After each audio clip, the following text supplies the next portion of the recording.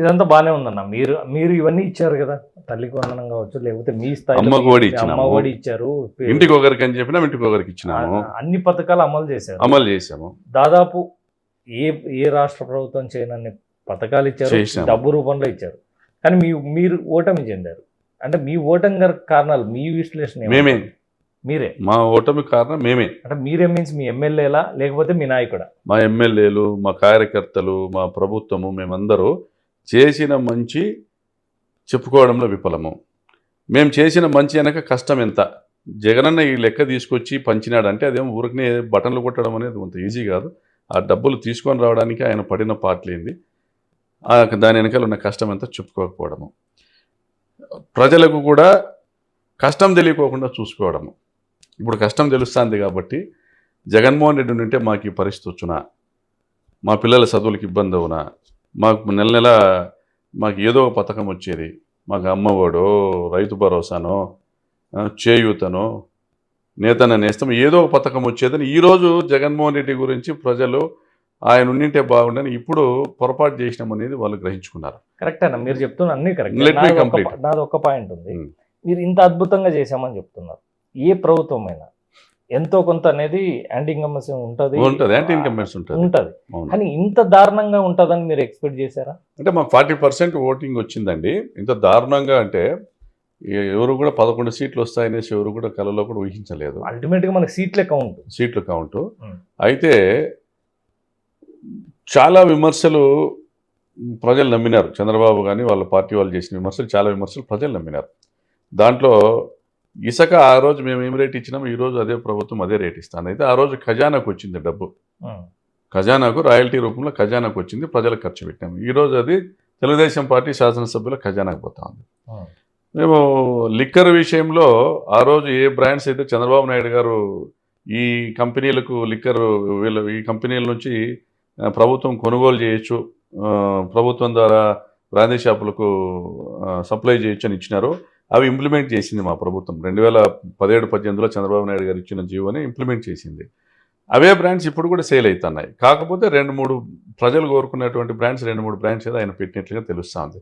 So దాంట్లో అప్పుడు ఇచ్చిన రేట్ల కాటికి ఎక్కువ రేట్లతోనే ఈరోజు కలెక్షన్ చేస్తున్నారు. అబ్కారీ ఆదాయం కూడా పెరిగింది, ఎక్సైజ్ ఆదాయం కూడా పెరిగిందని చెప్పుకుంటున్నారు. అంటే ఆ రోజు ఏదైతే నొప్పి ప్రజలకు మందు తాగే వాళ్ళకి తగిలిందో ఈరోజు ఇంచుమించు అదే నొప్పిలోనే వాళ్ళు ఉన్నారు. అయితే ప్రైస్ కూడా పెరిగింది.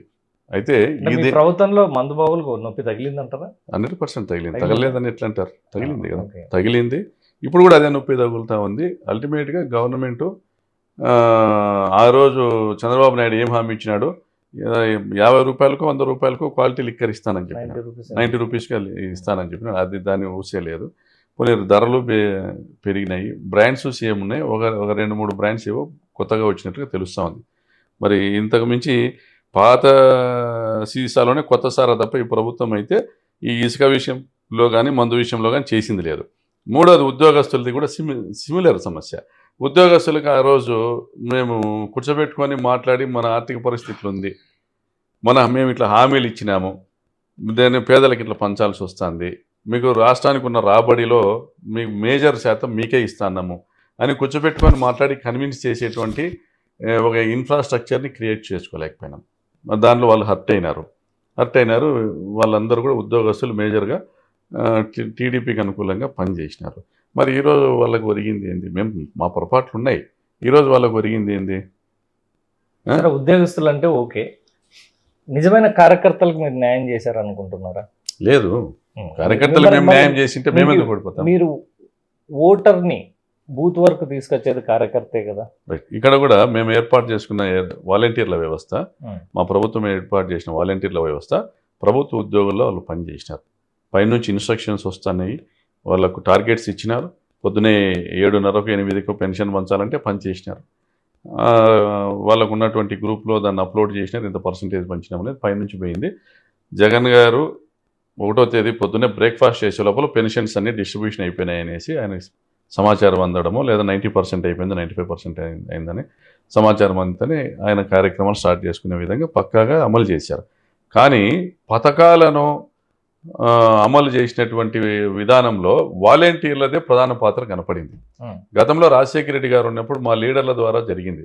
ఉమ్, కాబట్టి క్యాడర్ సాటిస్ఫై అయినారు. అంటే మా కార్యకర్తలు కానీ మేము కానీ ఏం కోరుకుంటామంటే మాకు గౌరవం కావాలి. అంతే. మాకు గౌరవం కావాలి. మా గ్రామాల్లో గౌరవం అనేది వాలంటీర్లు హైజాక్ చేసినారు. కానీ మీరు అబ్జర్వ్ చేయలేకపోయినారా? అంటే మీరు వాలంటీర్ వ్యవస్థ ఒక్క మేము సంవత్సరం అంటే కాదు దాన్ని కదా. దాన్ని ఇంత పెద్ద ఎత్తున సంక్షేమ పథకాలు ఇచ్చినప్పుడు వాలంటీర్ల వ్యవస్థ ఉండింది కాబట్టి పేదల వరకు కరెక్ట్గా రీచ్ అయినాయి అనేది ఒక మాట అయితే ఒప్పుకోవాల్సిందే. అయితే అట్ ది సేమ్ టైము కార్యకర్తల ద్వారా కార్యకర్తల కన్సెంట్తోనూ మా సర్పంచులు ఎవరొద్దు, మా సర్పంచులు మా ఎంపీటీసీలో వీళ్ళ కన్సెంట్తో పథకాలు అమలు చేసి వీళ్ళ ఆధ్వర్యంలోనే పథకాలు డిస్ట్రిబ్యూట్ చేసేటువంటి కార్యక్రమము, పంచాయతీలో తీర్మానం చేయాలనేటువంటిదో ఏదో ఒక పద్ధతి పెట్టున్నా కూడా వాళ్ళందరూ కూడా సాటిస్ఫై అయిందరు. నంబర్ 1. నంబర్ 2, రాష్ట్రానికి ఉన్నటువంటి ఆర్థిక ఇబ్బందుల వల్ల చంద్రబాబు నాయుడు గారు అప్పటి వరకు మా మీద మోపిపోయినటువంటి అప్పుల వల్ల, అంటే 43,000 కోట్ల రూపాయలు కాంట్రాక్టర్ల బిల్లులు ఎగ్గొట్టిపోయినాడు, ఫీజు రియంబర్స్మెంట్ బకాయిలు ఎగ్గొట్టినాడు, ఇండస్ట్రియల్ సబ్సిడీస్ ఎగ్గొట్టిపోయినాడు, ప్లస్ అంతకుముందు చేసిన అప్పులకు నెల నెల కట్టుకుంటానేటువంటి వడ్డీలు దాదాపుగా 10,000 కోట్ల రూపాయలు. అంతే ఇవన్నీ మీద పడి ఈ సంక్షేమ పథకాలకి ఇచ్చి ఈ నాడు నేడు టేకప్ చేసి ప్లస్ ఈ సచివాలయాలు, ఆర్బీకేలు, వెల్నెస్ సెంటర్లు నిర్మాణాలు టేకప్ చేసి అని ఎన్నో డెవలప్మెంట్ యాక్టివిటీస్, ఎన్నో వెల్ఫేర్ యాక్టివిటీస్ టేకప్ చేయడం వల్ల సో కొంత సిమెంట్ రోడ్లకు కానీ, డ్రైన్లకు కానీ, గ్రామాల్లో ఇంటర్నల్ రోడ్స్కి కానీ, లేకుంటే BT roads, village to village రోడ్స్కి కానీ వీటికి కొంత ఫండ్స్ కేటాయించడంలో కొంత మొదటి 3 సంవత్సరాలు మేము వెనకబడ్డాం. అయితే చివరి 4-5 సంవత్సరాలు అవన్నీ కూడా ఫండ్స్ అలాట్ చేసినప్పుడు కూడా అప్పటికి కార్యకర్తలు కానీ ఎవరు కూడా పనులు చేయడానికి భయపడేటువంటి పరిస్థితి ఉంది. బిల్స్ రావడం డిలే అవుతుందని. సో దానివల్ల ఆదాయాలు లేవు, గౌరవము లేదు అనేటువంటి ఒక డిసాటిస్ఫాక్షన్తో అంత పెద్ద ఎత్తున అట్లీస్ట్ 50% కూడా మాకు పని జరగలే కార్యకర్తల నుంచి. రెండోది వాలంటీర్లని చంద్రబాబు మోసం చేశా, జగన్ 5,000 ఇచ్చి మిమ్మల్ని వాడుకున్నాడు, మీకు 10,000 ఇస్తానని వాళ్ళలో కూడా 50% చేతులు ఎత్తేసినాయి. కాబట్టి అన్ని విధాలుగా లాక్ చేసినారు చంద్రబాబు. ప్రతి ఒక్కరు లాస్ట్ ఆఖరిగా క్వశ్చన్, ప్రతి ఒక్కరు ప్రభుత్వం ఓడిపోయినాక అంటే వైఎస్ఆర్సీపీ ఓడిపోయిన తర్వాత ప్రతి ఒక్కరు వేళ్ళు అంటే మీ నాయకుల్లో ఉన్న చాలా వేళ్ళన్నీ అధినాయకుడు వైపు చేతులు చూపించారు. మా మీద కూడా చూపించినారు. మీకు ఒకటి చెప్పనా, నా జీవితంలో ఎదుర్కొనేటువంటి పరిస్థితి, నేను రాజకీయాల్లోకి రాకముందు నుంచి కూడా సేవా కార్యక్రమాలు చేసుకుంటా నా డబ్బులు జనాలకు పంచుకుంటానే నేను గర్వంగా తిరిగిన.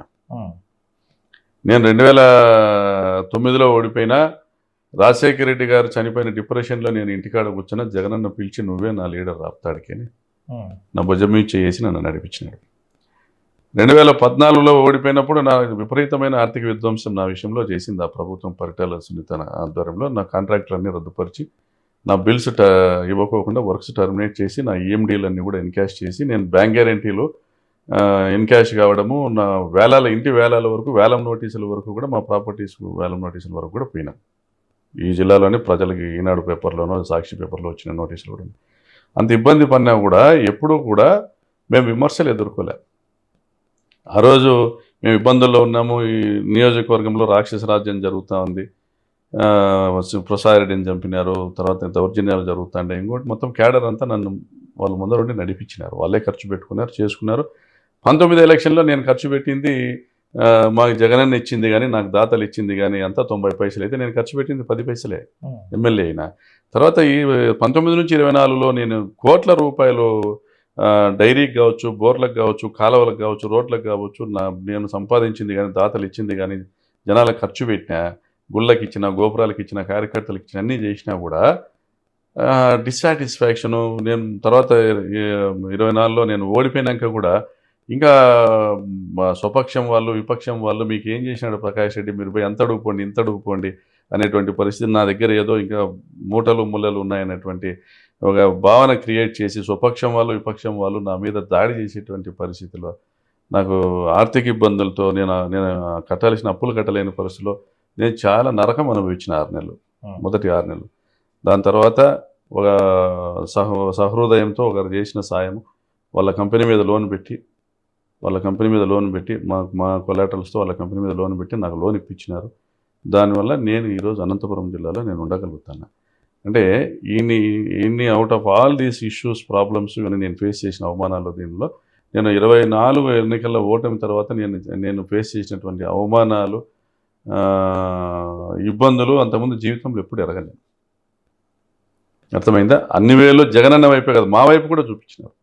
నువ్వు మమ్మల్ని ఆ పొద్దు ఇడిచిపెట్టింటే మేము సంపాదించుకుందాము, ఏమి నువ్వు మమ్మల్ని నష్టపరిచినావు, నువ్వు మాకేం చేసినావు, మాకేం సాయం చేసినావు అంటే, మొన్న ఈ మధ్య మీడియాలో వైరల్ అయింది.